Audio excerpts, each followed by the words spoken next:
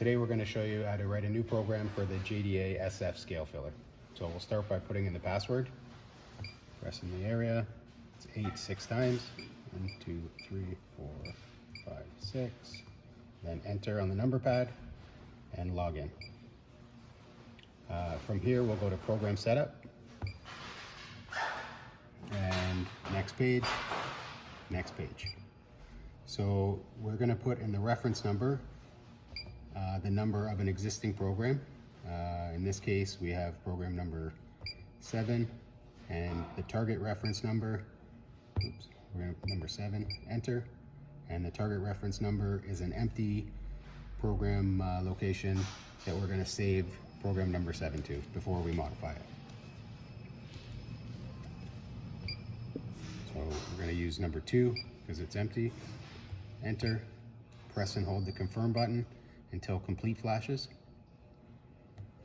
Now we've taken program number 7 and copied it to number 2. I'm going to press previous and previous one more time.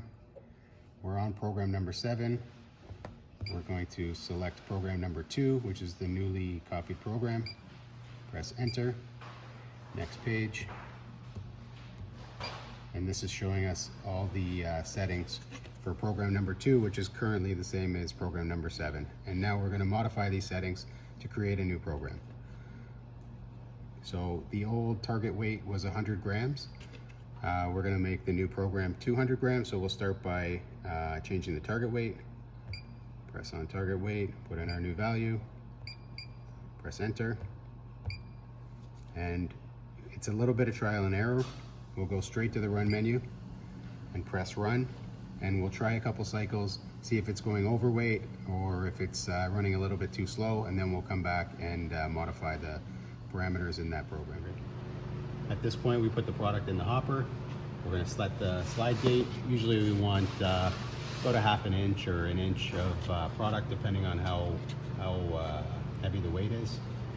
And we're going to come around the front and press run.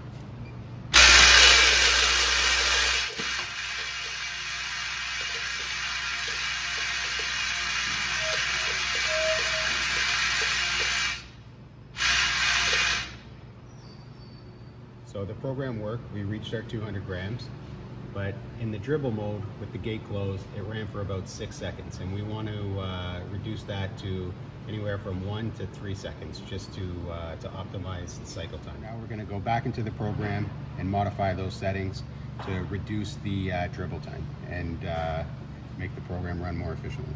So press pause, program setup, next page to get into the parameters.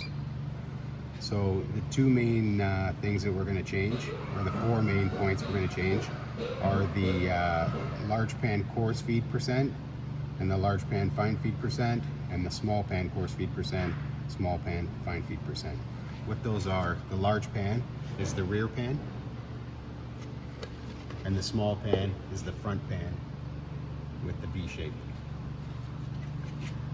So the large pan coarse feed percent, what that means is at 70% of our target weight is when we stop feeding at the coarse feed amplitude and start feeding at the fine feed amplitude. So at 70% of 200, the machine slows down. It's slowing down too early. So we're going to raise the 70% to 82. And then the large pan fine feed percent should always be about 5% higher than the coarse feed. So we're going to raise that to 87. And whatever we do on the back pan, we'll usually do the same to the front. So the small pan coarse feed percent will also be 82. And the small pan fine feed percent will go up to 87. Now we'll go back to the run menu, hit run, and try another cycle to see if it reduces how much time it spends in the dribble mode.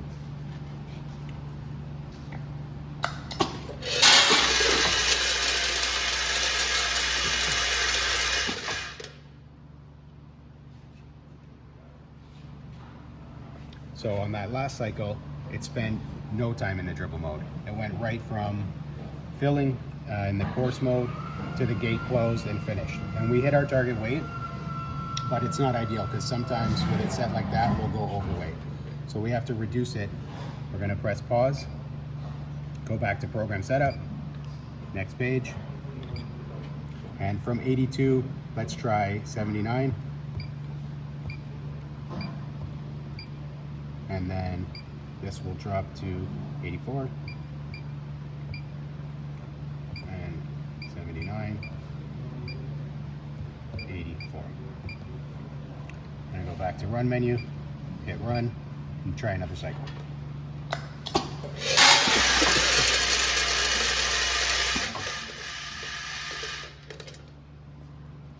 So that was perfect. The scale ran in the course mode, the gate closed, and it spent about 2 to 3 seconds filling in the dribble mode. That's where you're going to get the most accuracy. We'll leave it set here.